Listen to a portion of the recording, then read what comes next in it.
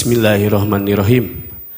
Assalamualaikum warahmatullahi ta'ala wabarakatuh. Alhamdulillahi rabbil alamin. Wabihi nasta'in wa ala umuri dunya waddin. Wassalatu wassalamu ala asrafi anbiya'i wal mursalin Sayyidina Muhammadin wa ala alihi wa sahbihi ajma'in, amma ba'd. Rabbi shrahli sadri wa yassirli amri wahlul 'uqdatam min lisani yafqahu qawli. Wa qala aidan la in sakartum la azidannakum wa la in kafartum inna adzabi lasadid. Al-ayah. Shadaqallahul adzim. Alhamdulillah telah nampak di depan kita semua para hadirin, Bapak Ibu pimpinan Majelis Talim, yaitu Habib yang sedang viral, ya Habib. Yang Habib selalu viral. Viralnya Habib ini bukan karena nama Habibnya, tapi insya Allah viralnya Habib Novel ini karena adabnya. Yang saya tahu awal pertama kali, mungkin ibu-ibu juga merasakan dengan saya, melihat potongan video Habib ini ketika sedang ada kajian Buya Yahya. Habib berada di belakang. Itu yang saya selalu ingat, Bib. Tawaduknya seorang Habib Novel ini mendengar kajian seorang Buya Yahya yang ada di depan. Ketika Buya Yahya melontarkan siapa yang mau bertanya, Habib mengacungkan tangannya untuk bertanya. Dan di situ Buya Yahya baru sadar bahwa Habib Novel lah yang akan bertanya. Itu, Bib, yang saya ingat, Bib. Insya Allah mungkin jamaah juga pasti ingat tentang Habib Novel.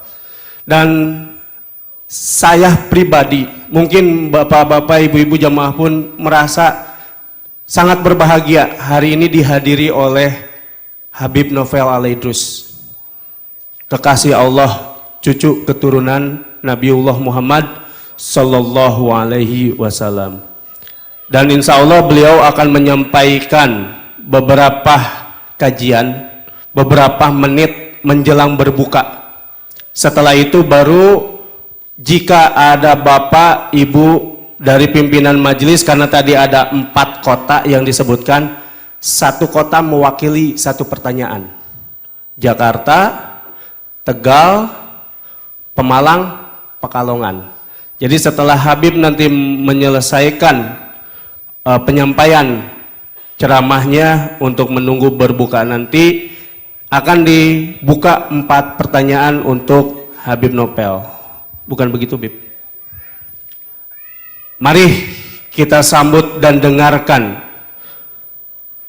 ceramah singkat menjelang berbuka dalam rangkaian acara Ngabuburit bareng Habib Novel Alaidrus. Kepadanya saya persilahkan. Shallu ala Muhammad.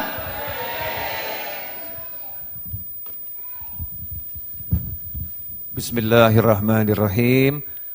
Alhamdulillahi rabbil alamin. Allahumma salli wa sallim ala Sayyidina Muhammadin miftahi babi rahmatillah adada ma fi ilmillah, salatan wa salaman daimaini bidawami mulkillah wa ala alihi wa sahbihi. Allahumma salli ala Sayyidina Muhammadin salatan taftahu biha lana futuhal arifin wa tufaqihuna biha fid din wa ala alihi wa sahbihi. Assalamualaikum warahmatullahi wabarakatuh. Bapak, Ibu, dan sahabatku dimanapun antum berada, alhamdulillah sore hari ini di hari kelima bulan suci Ramadan kita bisa duduk bersama. Mudah-mudahan barokah untuk semuanya, amin. Dan kebahagiaan buat saya karena duduk bersama orang-orang yang khidmah, ya, orang-orang yang melayani umat. Khidmah ini adalah jalan yang diwariskan dari satu generasi ke generasi berikutnya untuk mencapai kemuliaan di sisi Allah Subhanahu wa Ta'ala. Memang pelayan itu kadang-kadang kurang disukai ya, nama jadi pelayan gitu. Ya, jadi pelayan sepertinya kok apa gitu ya. Tapi kalau saya ketemu dengan para kiai, para habaib, para ulama, saya nanya, cita-cita tertinggi apa gitu? Dijawab, pengen diakui sebagai pelayan. Ya, pengen diakui sebagai pelayan. Tapi pelayannya siapa? Ya, pelayannya siapa? Ternyata pelayannya Nabi Muhammad sallallahu alaihi wasallam. Kita lihat pejabat itu yang bisa masuk kamarnya presiden mungkin cuman pelayannya ya. Kalau orang lain mau masuk agak susah ya. Nah, ada aturannya dan lain sebagainya. Yang bisa masuk kamarnya gubernur, pelayannya. Yang bisa masuk kamarnya ulama besar, pelayannya. Tiap hari bisa masuk, ya tiap hari bisa masuk. Begitu diterima sebagai pelayan, diakui jadi pelayan, maka ia mendapatkan keistimewaan, bisa dekat dengan yang dilayani. Bisa akrab dengan yang dilayani. Makanya itulah yang dikejar oleh para ulama. Bagaimana menjadi pelayannya Nabi Muhammad sallallahu alaihi wasallam. Kita ingat dahulu di zaman Nabi Muhammad SAW ketika Rasulullah hijrah ke Madinah, kemudian masing-masing memberikan hadiah untuk dakwahnya Nabi Muhammad SAW. Ada yang ngasih hadiah mimbar, anak saya ini ahli mebel. Ini Nabi SAW mimbarnya kok cuman hanya batang korma ditidurkan, kemudian berdiri di atasnya jadi mimbar.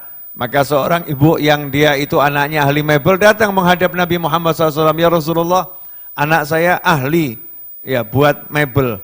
Kalau diizinkan biar anak saya kasih hadiah mimbar.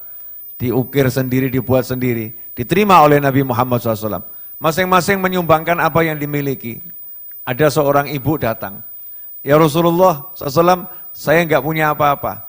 Saya hanya punya anak laki-laki namanya Anas. Saya punya anak laki-laki namanya Anas. Umurnya baru 10 tahun. Anak saya ini saya sumbangkan untuk jadi pelayanmu.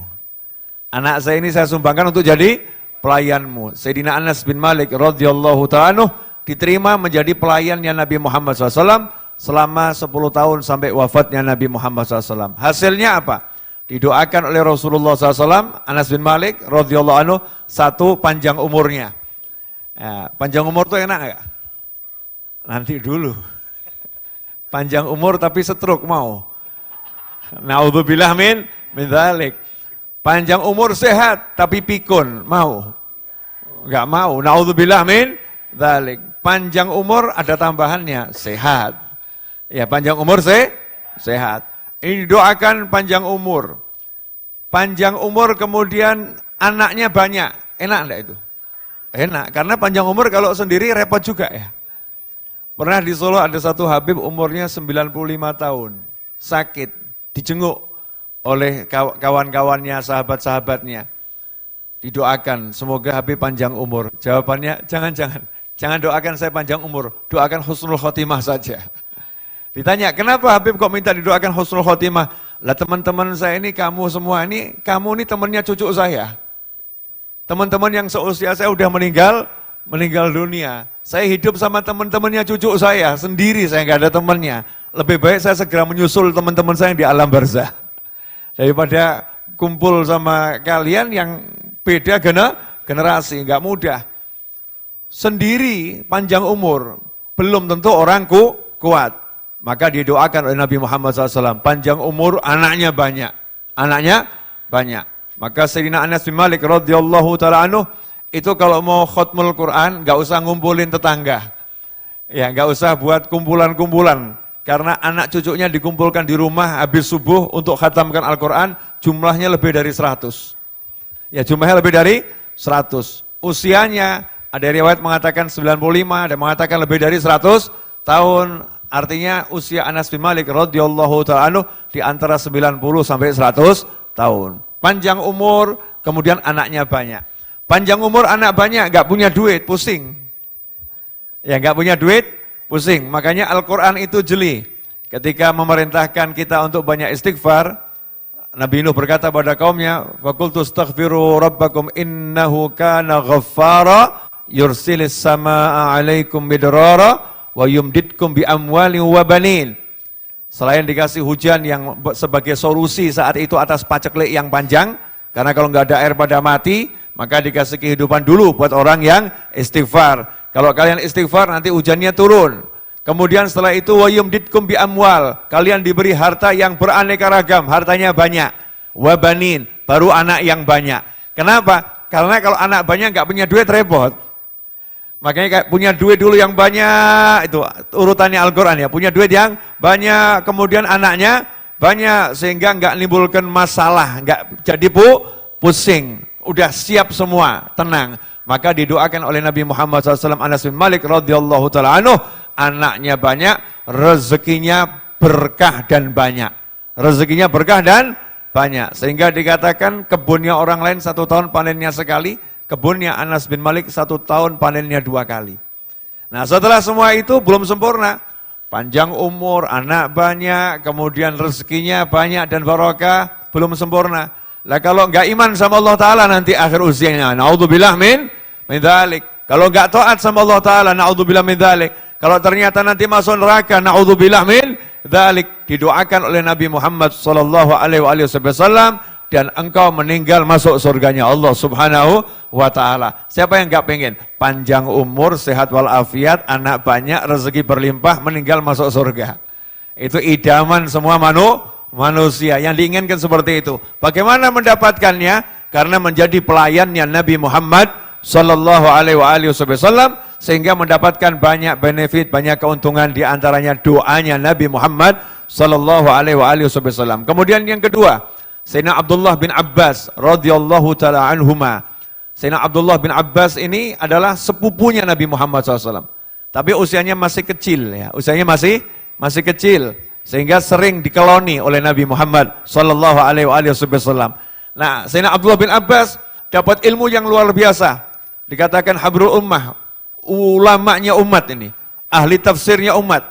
Sayyidina Abdullah bin Abbas radhiyallahu taala anhuma. Apakah karena beliau banyak belajarnya? Kalau urusan banyak belajar, sahabat yang lain juga banyak belajar. Apa keistimewaannya? Sayyidina Abdullah bin Abbas radhiyallahu taala anhuma, beliau tiap hari melayani Nabi Muhammad SAW. Ambilkan air untuk wudhu, ambilkan sandalnya, siapkan keperluan Nabi Muhammad SAW. Meskipun sepupu ya, meskipun sepupu, tapi menjadi pelayan Nabi Muhammad sallallahu alaihi wasallam. Hasilnya apa? Suatu hari Nabi Muhammad SAW mau wudhu, air wudhunya habis. Ya, air wudhunya habis. Maka datang Sayyidina Abdullah bin Abbas, udah bawakan air. Ya, udah bawakan air. Maka Rasul mengucapkan, Allahumma faqihu fid din wa alimhu ta'wil. Didoakan langsung oleh Nabi Muhammad SAW. Ya Allah, jadikan dia sebagai orang yang engkau beri pemahaman terhadap agama. Artinya dikasih ilmu laduni. Langsung Allah yang mengajarkannya. Wa alimhu ta'wil. Dan ajarkan kepadanya ta'wil Al-Quran. Bisa mengerti di atasnya tafsir. Tafsir itu masih kulit. Kalau ta'wil di dalamnya lagi. Bisa mengerti, diajari langsung oleh Allah Subhanahu wa Ta'ala. Berkat apa? Khidmah. Menjadi pelayannya Nabi Muhammad sallallahu alaihi wasallam. Lantas bagaimana setelah 1400 tahun? Bagaimana kita mau jadi pelayannya Nabi Muhammad SAW? Balighu anni walau ayah. Sampaikan mewakili aku walaupun 1 ayat. Kalimatnya bukan balighu, ya, sampaikan ajaranku, enggak. Kalau sampaikan ajaranku lain dengan balighu anni, sampaikan mewakili aku. Mewakili Nabi Muhammad SAW enggak sembarangan. Ya, ada orang mengatakan saya mewakili wali kota. Itu kalau dia nyampaikannya enggak benar bisa dicopot jabatannya itu. Saya mewakili presiden, enggak gampang itu. Kalau ternyata ucapannya enggak benar, tingkah lakunya enggak benar, bisa dicopot jabatannya oleh kepresidenannya tersebut. Seseorang yang mewakili seseorang harus menempatkan dirinya seperti yang dia wakili. Maka Rasul mengatakan balighu anni walau ayah, sampaikan mewakili aku meskipun 1 ayat. Maka untuk menyampaikan yang dari Nabi Muhammad SAW dibutuhkan ilmu. Bagaimana cara menyampaikannya? Nah, dakwah inilah cara menyampaikan apa yang dari Nabi Muhammad SAW dengan cara-cara seperti yang diajarkan Nabi Muhammad SAW. Bukan mau kita sendiri, bukan caranya fulan, tapi cara yang disenangi oleh Nabi Muhammad SAW dan dicontohkan oleh Rasulullah SAW. Dan ternyata dalam berdakwah Nabi Muhammad SAW selalu menggunakan cara-cara yang menyenangkan. Ya, cara-cara yang menyenangkan. Kadang Nabi SAW dakwah di masjid, kadang beliau dakwah di perkebunan bersama para sahabat. Ada mata air di situ, dekat mata air, sambil ngobrol disampaikan. Kadang beliau dakwah sambil di jamuan makan. Intinya dakwah itu menyenangkan. Jangan sampai dakwah menjadi sesuatu yang membosankan, tidak menyenangkan. Saya ambil contoh, ada seorang ulama namanya Habib Muhammad bin Husain Al-Habsyi. Ini mufti Mekah dan Madinah. Habib Muhammad bin Husain Al-Habsyi.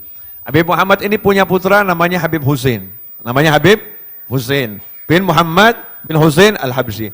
Habib Husain ini punya murid, di antaranya adalah Yai Hashim Asy'ari dan Yai Khalil Al-Bangkalani. Dua-duanya ini Mbah Khalil dan Mbah Hashim Asy'ari adalah murid langsungnya Habib Muhammad bin Husain Al-Habsyi yang mengajar di Masjidil Haram dan juga di rumahnya. Di masa itu, kurun waktu kurang lebih sekitar 100 tahun yang lalu. Nah, Habib Muhammad bin Husain punya cara dakwah yang indah sekali. Menarik cara dakwahnya. Bagaimana itu? Beliau tidak dakwah sibuk di masjid, karena di masjid udah banyak yang mendakwahi. Ya, beliau enggak dakwah ke tempat-tempat yang udah diurus orang. Tapi beliau cari tempat-tempat yang kurang diurus. Tempat-tempat yang kurang diurus. Apa itu? Orang-orang di pinggiran, di luar kota. Beda dengan di Indonesia ya, beda dengan di Indonesia. Di Indonesia itu, kalau yang di luar kota justru banyak pesantren. Betul ya? Pesantren itu banyak di desa. Jadi kalau orang desa itu hafal Al-Quran banyak, orang kota hafal Al-Quran sedikit. Orang desa ahli ilmu, ulama banyak. Orang kota yang ahli ilmu, ulama sedikit. Beda kultur antara Indonesia dengan orang-orang di tanah Arab sana. Nah, dahulu di zaman para ulama yang terdahulu, orang-orang yang di desa itu kurang kena sentuhan dakwah. Pusat dakwah itu ada di kota Mekah. Sehingga yang di luar kota Mekah kurang tersentuh. Maka Habib Muhammad bin Husain Al-Habsyi keluar dari kota Mekah, mendatangi perkebunan-perkebunan. Orang yang di kebun itu yang didakwahi. Cuman caranya ini yang mahal. Beliau tidak mengatakan, saudara-saudaraku, jangan sibuk cari duit, jangan sibuk kerja, ayo cari ilmu, ayo belajar, ayo ke masjid, enggak begitu. Tapi yang beliau lakukan, radhiyallahu anhu, beliau bawa murid-muridnya diajak ke perkebunan, kemudian beliau berkata kepada orang-orang yang bekerja di sana, silahkan kalian istirahat, minum teh bersama saya, makan snack bersama saya, pekerjaan kalian dilanjutkan murid-murid saya. Saya mau nanya, kira-kira seneng enggak tuh yang di kebun tuh? Seneng ya? Misal ibu lagi nyapu itu dibawakan tukang sapu, udah ini biar digantikan sama tukang sapu saya, ibu minum teh aja sama saya. Asik atau enggak asik itu? Asik, menyenangkan. Tentunya mau tuh para pekerja yang ada di perkebunan senang duduk bersama Habib Muhammad bin Husain Al-Habsyi, ya seorang ulama besar, muftinya ini ya, kepalanya ulama, datang langsung turun ke bawah ke perkebunan, buat kenteh sendiri dengan tangannya. Enggak perintahkan muridnya, beliau yang buat kenteh, sehingga yang terima merasa mulia. Saya dibuatkan Habib Muhammad bin Husain Al-Habsyi. Setelah itu duduk, diajak ngobrol, sehari, 2 hari, 3 hari, diajak ngobrol disuguhin. Karena dakwah itu bukan langsung jadi.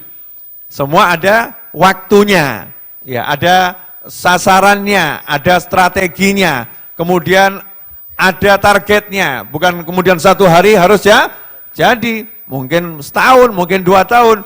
Habib Muhammad bin Husain Al-Habsyi targetnya, gimana orang-orang desa ini, dia mau nanti datang ke kota belajar. Bagaimana dia mau masuk ke dalam majelis. Karena kadang-kadang yang di luar sana diajak ke majelis berat hati. Berat hatinya bagaimana? Sungkan, malu, ya merasa orang asing. Saya bukan ahli agama, saya bukan ahli majelis, saya orang kotor dan lain sebagainya. Maka tembok itu harus diruntuhkan. Caranya ulamanya turun ke bawah, ulamanya mendekat, duduk, makan, minum bersama. Itulah yang diajarkan Nabi Muhammad sallallahu alaihi wasallam, sehingga para pekerja tadi mengatakan, Habib, kami pengen duduk-duduk di rumah Habib, boleh enggak? Kan Habib udah sering ke sini, tapi kami kan belum pernah ke rumah Habib. Oh boleh, kalau ke rumah malam ada majelis, nanti makan lagi di sana. Majelis malam makan, akhirnya senang nih. Ya senangnya apa? Karena nggak merasa diajarin, nggak merasa didoktrin, nggak merasa dipaksa, tapi diajak ngobrol, tapi obrolnya adalah ilmu. Sehingga orang-orang yang ada di desa itu menjadi orang-orang yang alim dan akhirnya menjadi kepanjangan tangan para ulama. Inilah yang diajarkan Nabi Muhammad SAW ketika hijrah ke Madinah. Beliau berkata, ayuhan nas, afsus salam, at'imu ta'am, wassalli bilal, wa nas niyam, tadkhul bil jannah bisalam, atau kama qala sallallahu. Hei umat manusia, tebarkanlah ucapan salam. Ini yang sekarang kita hilang ya. Kalau ketemu orang bukan assalamualaikum, Mbak gimana kabarnya? Salamnya hilang. Bro, gimana kabarnya? Salamnya hilang. Ya ini salam ini penting. Meskipun setelah itu, assalamualaikum Mbak, boleh bagus. Assalamualaikum bro, kan? Assalamualaikum mulejeng, tidak masalah. Tapi salamnya jangan hilang. Setelah itu at'imu ta'am, kasih makan. Begitu ngomong kasih makan, hidangan pun keluar. Masya Allah. Ini kan hidangannya keluar pas bab kasih makan. Tapi jangan makan dulu, belum adzan ya. Ya belum adzan. Kasih makan, at'imu ta'am. Makanya dakwah di Indonesia ini kalau nggak pakai makan kurang efektif. Ya kurang efektif. Di mana-mana kita lihat para ulama kalau buat dakwah selalu ada hidangan. Maka saya bilang kalau di Indonesia kamu merasa nggak bisa makan itu aneh. Karena majelis taklim di Indonesia itu selalu kasih makan. Minimal air sama teh atau snack kecil-kecil. Pasti ada. Makan. Kenapa disuruh makan? Karena orang kalau udah duduk makan bareng itu bersahabat. Kalau udah duduk makan bareng hatinya pun akan jadi satu. Karena itu pertemuan-pertemuan besar untuk menghasilkan deal-deal bisnis yang besar itu hampir selalu dilakukan di meja makan. Entah makan siang, entah makan minum teh di sore hari, entah breakfast sekedar makan roti, ngobrol berbincang, tapi ternyata tanda tangannya gede-gede nilainya. Dengan apa? Dengan makan. Dan ternyata teori dakwah sambil makan ini udah dijalankan 1400 tahun yang lalu oleh Nabi Muhammad Sallallahu Alaihi Wasallam. Sayangnya kita kurang mencontoh yang ada serius. Sehingga anak muda beralih duduk di pinggir jalan di kalau sekarang ganti nama kafe. Ya, dari satu kafe ke kafe yang lain. Tongkrongan kafe begitu Pak, banyak. Cuman sayang Ustadz kitanya kurang membuat kafe syar'i. Nongkrong duduk tapi ada ilmu. Ya, kumpul duduk tapi ada ilmu. Indonesia ini punya satu pepatah yang saya suka. Mangan orang mangan, yang penting kumpul. Sebab kumpul mesti mangan. Ya, makan gak makan yang penting kumpul nih buat yang dari Sumatera yang mungkin bukan orang Jawa. Karena di Sumatera banyak orang Jawa, apalagi di Lampung gitu ya. Sampai namanya sama persis. Ada Solo tapi Lampung, Sukarjo tapi Lampung, Pekalongan tapi Lampung, namanya sama dengan yang ada di Jawa Tengah ini, banyak di Lampung sana. Mangan ramangan yang penting kumpul, makan gak jadi masalah, yang penting kumpul. Dan subhanallah setiap kumpul di Indonesia ada makan. Makanya makan ini salah satu cara untuk melunakkan hati, nyambung hati, membuat jadi cair suasana. Baru dakwah itu bisa disampaikan. Saya ngomong begini bukan untuk para petinggi yang ahli majelis di sini, bukan, tapi karena saya live YouTube ini. Ya, ini live YouTube untuk semua orang. Kalau di depan saya ini memang orang-orang yang memang udah ahli ngelola majelis. Siapa tahu aja kalau apa yang saya sampaikan ada yang mau dicontoh ya, mau dicontoh sebagai tambahan. Jazakumullah khairan.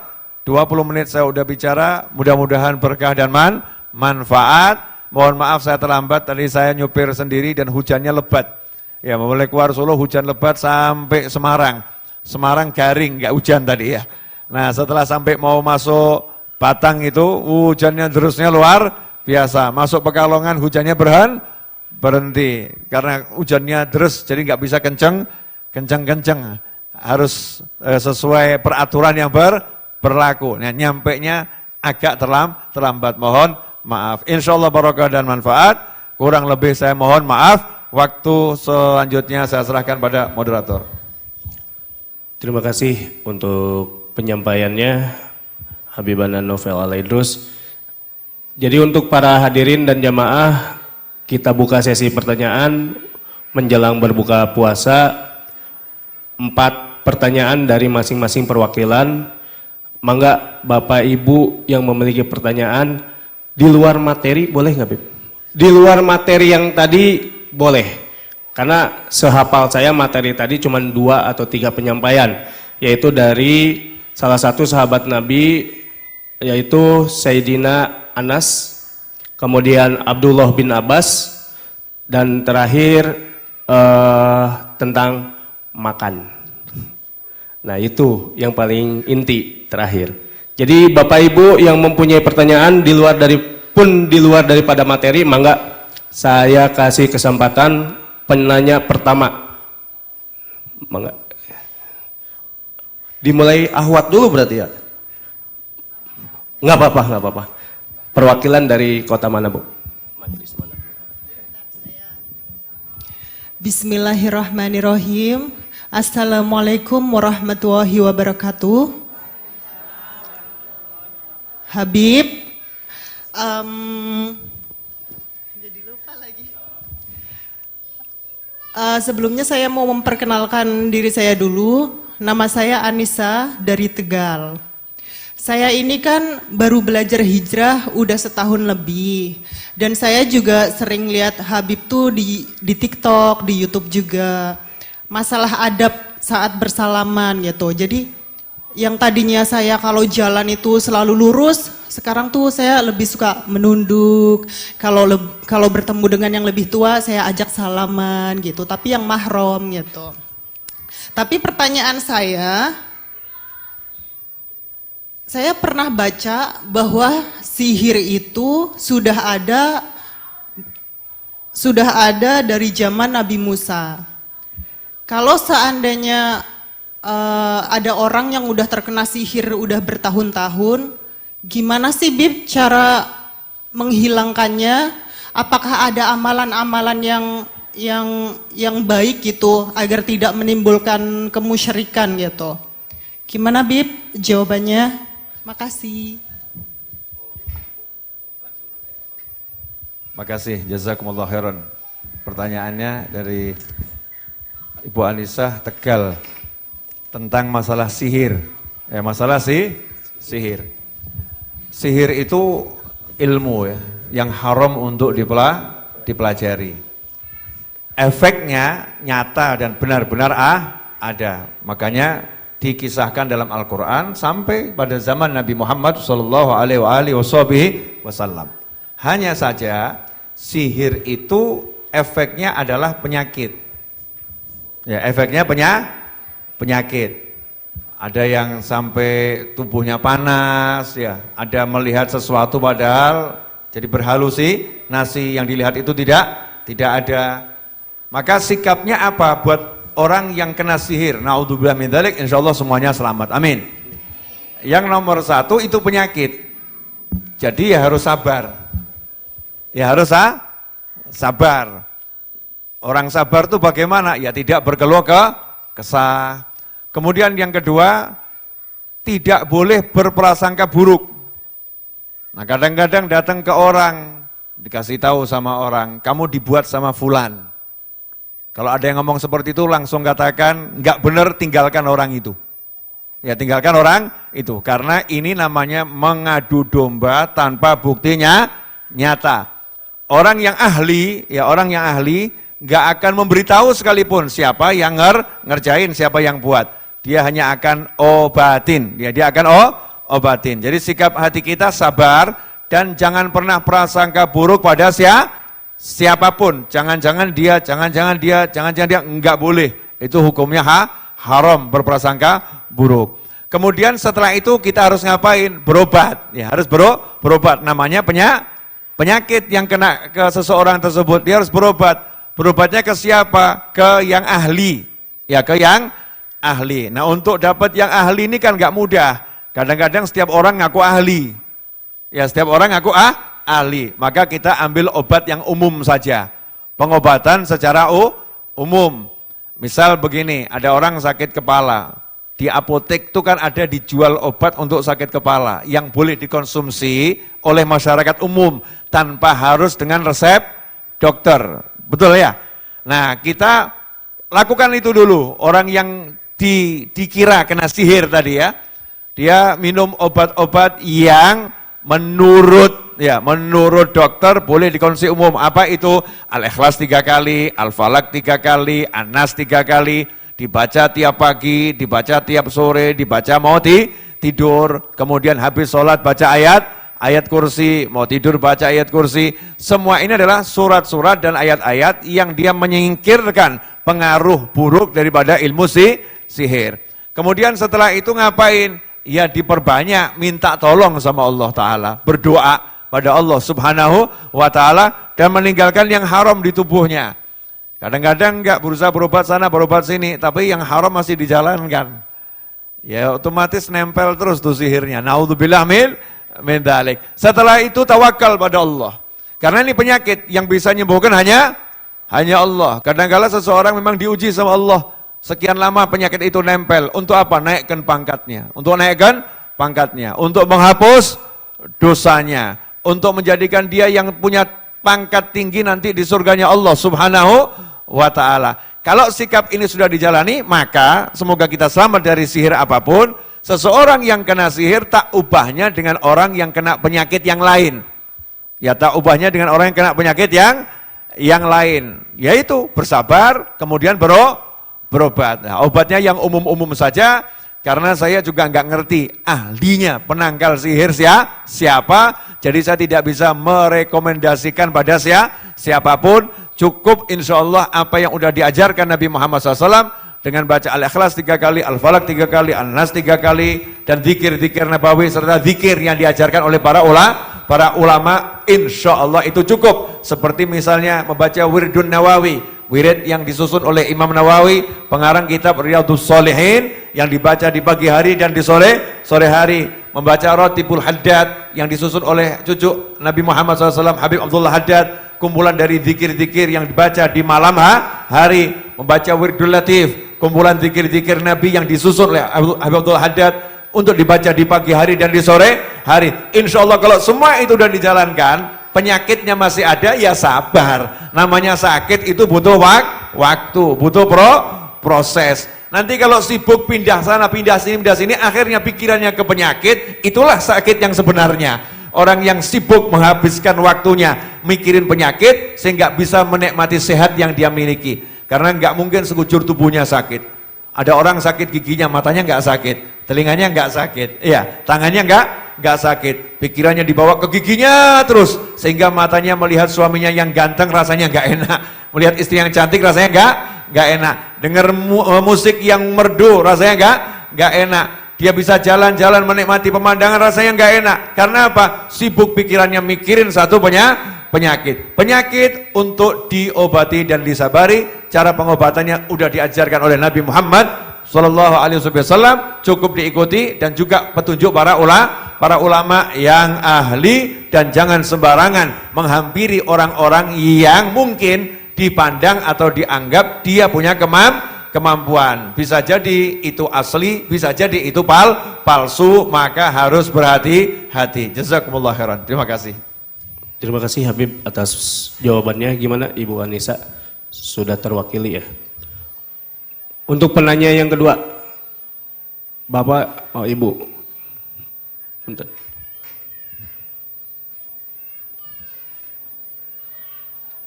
Dari Tegal juga, Bu. Oh ya. Enggak usah. Assalamualaikum warahmatullahi wabarakatuh.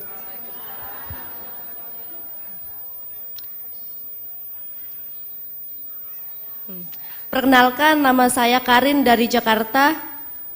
Saya mewakili dari organisasi PERI. Saya ingin menanyakan kepada Habib Noval, gini, setiap manusia itu kan mempunyai pribadi masing-masing, baik sifat atau perbuatannya. Baik mungkin yang baik, ada juga yang baik sekali, ada yang baik sedang-sedang saja, atau yang biasa-biasa saja. Kemudian ada orang juga yang mempunyai pribadi atau sifat jahat, misalkan ada yang jahat sekali, atau mungkin dia pernah, misalkan contoh membunuh orang, atau mungkin dia hanya cuma seorang pencuri, atau mungkin orang sebagai koruptor gitu. Nah, yang ingin saya tanyakan di sini, setiap perbuatan pasti kan akan menerima penghakiman gitu ya. Nah, saya akan ada 3 pertanyaan di sini, Habib. Nggak apa-apa ya, banyak sedikit dari Jakarta soalnya. Yang pertama yang ingin saya tanyakan, apa yang terjadi setelah kita mengalami kematian? Pertanyaan yang kedua, apakah ada tingkat-tingkatan yang berbeda dari kehidupan di surga nanti?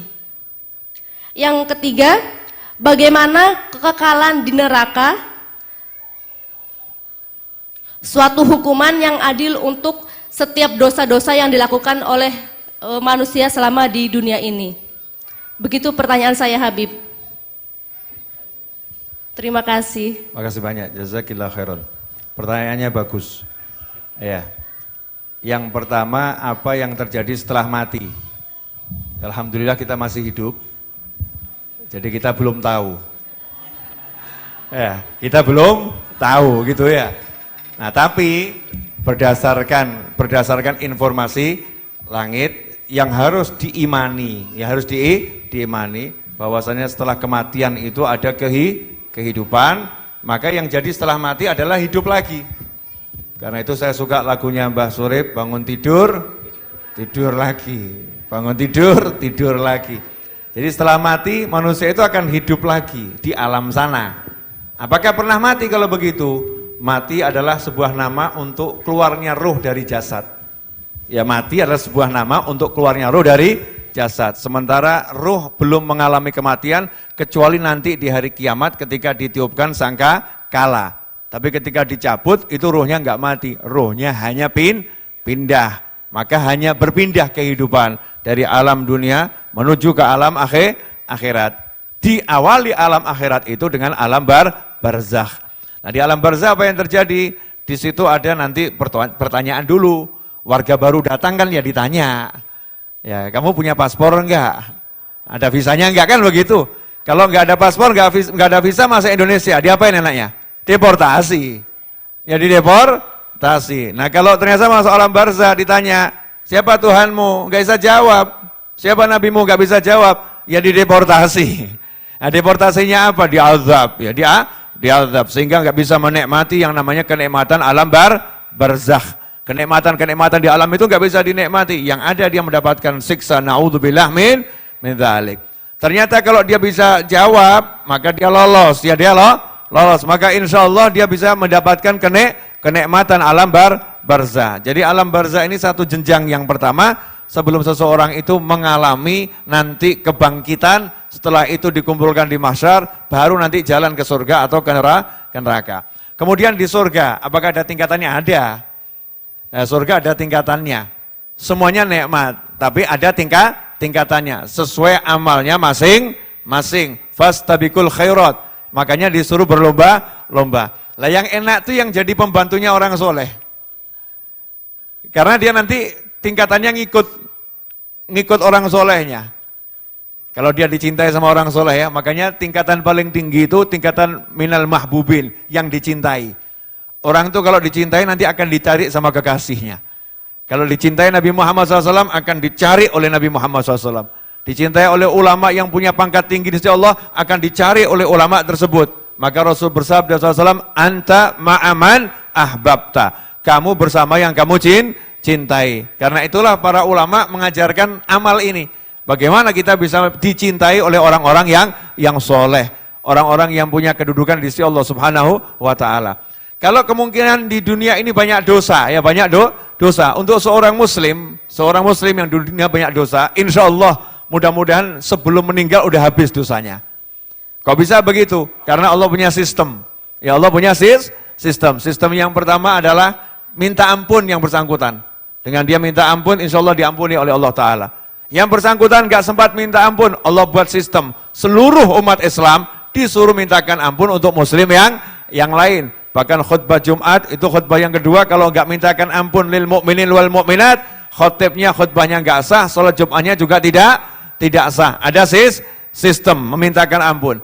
Kemudian apalagi? Ada sistem yang namanya puasa Ramadan, amal soleh, yang menghapuskan dosa satu tahun. Ada sistem yang namanya sholat 5 waktu, yang menghapuskan dosa di antara dua sholat. Ada sistem yang namanya innal hasanat yudhibna sayiat, perbuatan baik itu menghapuskan dosa-dosa yang dilakukan. Dan ada sistem lagi yang namanya musibah. Musibah itu menghapuskan dosa, sakit itu menghapuskan dosa.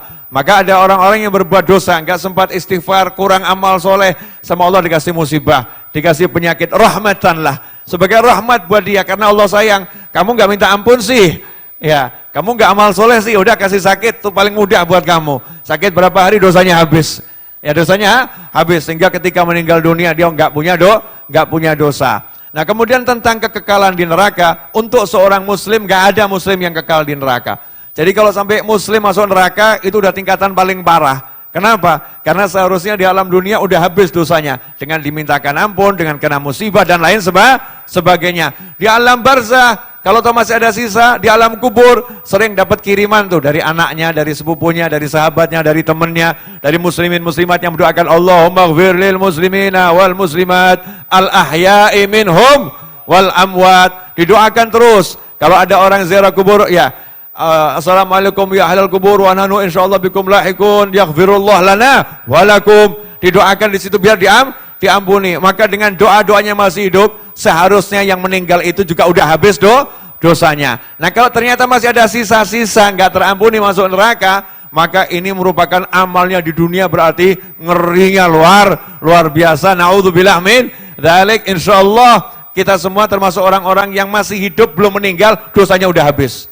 Yang nggak nunggu masih meninggal dan nggak perlu kena azab, nggak perlu kena musibah, tapi cukup dengan sholat, dengan zikir, dengan pertemuan semacam ini, dosa-dosa kita diampuni Allah Subhanahu wa Ta'ala. Kurang lebih singkatnya jawabannya seperti itu. Yang kekal di neraka bukan muslim. Kalau muslim tidak akan kekal di neraka, dia akan dikeluarkan setelah menjalani hukuman sesuai jumlah dosa-dosanya. Setelah itu dimasukkan surga oleh Allah Ta'ala. Begitu. Makasih banyak. Masya Allah, terima kasih Bib atas jawabannya.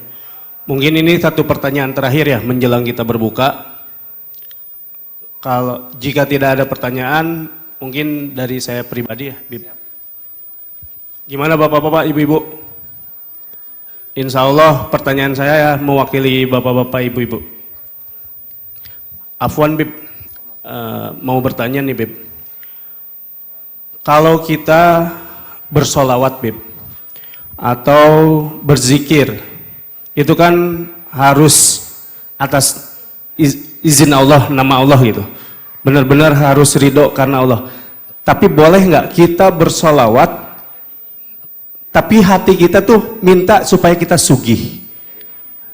Betul nggak Bu? Betul nggak Pak? Jadi hati kita supaya kita sugih, supaya kita ditambahkan hartanya. Niat kita ingin bersedekah tuh ada. Tapi kita saja disedekahi terus. Seperti itu. Nah, pertanyaannya, boleh nggak kita bersolawat tapi hati kita itu masih minta terkait dengan keinginan kita? Selama kita berada di dunia, pasti yang namanya sugih itu mau. Betul nggak Bu? Selama kita masih hidup. Seperti itu Bib. Dan mungkin Habib pun saya merasa senang apabila Habib mengijazahkan sholawat yang bisa kita bikin sugih dan tenang hidup di alam dunia ini. Seperti itu Bib, insya Allah. Siap, jazakumullah khairan. Minta kalau sama Allah itu harus. Ud'uni astajib lakum. Minta sama Allah. Nah selama mintanya sama Allah nggak ada masalah. Ya Allah, aku sedekah, tolong beri aku ini ya Allah. Berarti minta sama siapa? Sama Allah. Justru itulah hakikat ikhlas. Itulah yang namanya ikhlas. Ikhlas tuh ketika kita mintanya sama Allah, serahnya ke Allah. Ya Allah, aku sholawat ya Rabb buat kamu ya Allah. Tapi aku minta ya, boleh nggak? Boleh. Mintanya sama siapa? Sama Allah. Dan mintanya kan urusan ringan, urusan kecil. Minta surga aja dikasih. Masa minta dunia nggak dikasih? Nah ada orang yang mengatakan yang ikhlas. Yang ikhlas itu bagaimana maksudnya? Jangan minta dunia. Sejak kapan kita nggak boleh minta dunia? Kalau nggak minta dunia sama Allah, mau minta dunia sama siapa? Mau minta dunia sama siapa? Wong kita hidup di alam dunia. Karena itu dikatakan wa may yattaqillaha yaj'al lahu makhrajan wa yarzuqhu min haitsu la yahtasib.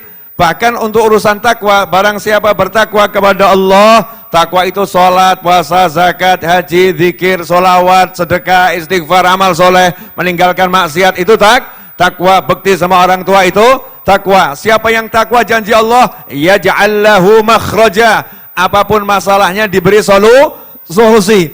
Wa yarzuqhu min haitsu la yahtasib. Dan urusan rezekinya Allah kasih dari arah yang gak pernah dia sangka. Jadi takwa itu janjinya Allah, dikasih kamu duit, dikasih kamu mobil, dikasih kamu motor, dikasih kamu rumah, dikasih kamu sawah, dikasih kamu harta, dikasih kamu anak. Bahkan istighfar tadi, istaghfiru rabbakum innahu kana ghaffara yursilis samaa 'alaikum midrara wa yumditkum bi amwali wa banin.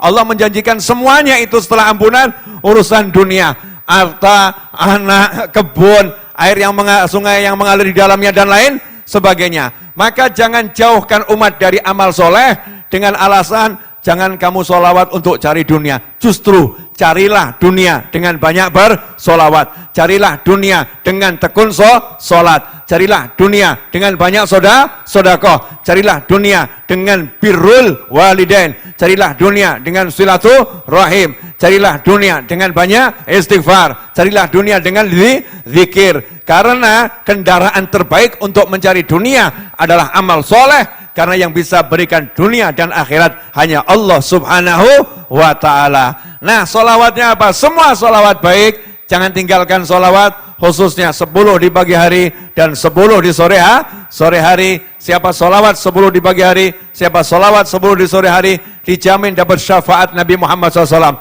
Apa artinya syafaat? Pembelaan, penyelamatan. Juru selamat yang paling agung adalah Nabi Muhammad sallallahu alaihi wasallam, syafi'ul a'zam, juru selamat yang paling agung. Itulah bahasa Arabnya, diterjemahkan dalam bahasa Indonesia. Nabi Muhammad sallallahu alaihi wasallam kalau di akhirat saja ditolong, apalagi di dunia.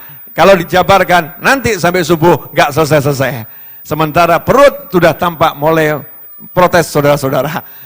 Waktu maghrib mungkin udah mau masuk atau udah masuk, wallahu a'lam. Mudah-mudahan yang disampaikan barokah dan manfaat. Jazakumullah khairan.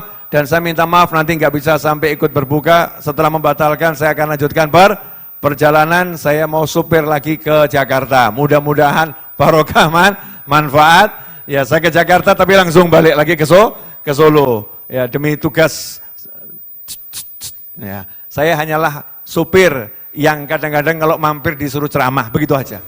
Terima kasih. Wa'alafu minkum. Wassallallahu ala sayyidina Muhammadin wa alihi wasallam. Walhamdulillahirabbil alamin. Dan saya ucapkan kepada Bapak Asrul Sani, mudah-mudahan hajatnya kabul. Ya. Amin, amin. Pak Asrul, saya mungkin belum sempat ketemu, tapi terima kasih udah dijamu, dikasih majelis ini. Dan terima kasih udah sempat mampir ke rumah. Mudah-mudahan barokah untuk semuanya. Wassalamualaikum warahmatullahi wabarakatuh. Waalaikumsalam warahmatullahi wabarakatuh. Alhamdulillahirrabbilalamin, bapak-bapak, ibu-ibu, hadirin semua. Kita baru saja selesai mendengarkan ceramah singkat menjelang berbuka dari penceramah kita, yaitu Habibana Novel Alaidrus. Semoga apa yang disampaikan oleh beliau itu ada berkah manfaat untuk kita pribadi. Dan semoga beliau selalu sehat, selalu ditambah rezekinya dan dipanjangkan umurnya. Dan semoga bapak-bapak, ibu-ibu yang hadir kali ini, apa yang dihajatkan, apa yang diinginkan, apa yang diminta oleh bapak dan ibu dikabul oleh Allah Subhanahu wa taala. Dengan catatan tadi, yaitu beramal soleh. Jadi Pak, Bu, ketika kita bersolawat, ketika kita sholat, ketika kita ngaji dan lain hal, tapi kita niatnya minta sama Allah, itu sudah termasuk ke dalam ikhlas menurut beliau, Habib Novel Alaidrus.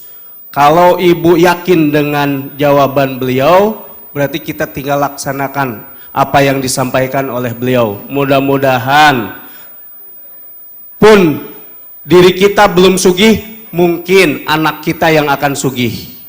Mungkin anak-anak kita kelak yang akan menaikkan derajat kita sebagai orang tua. Mungkin itu saja kalimat penutup, kesimpulan terakhir dari saya.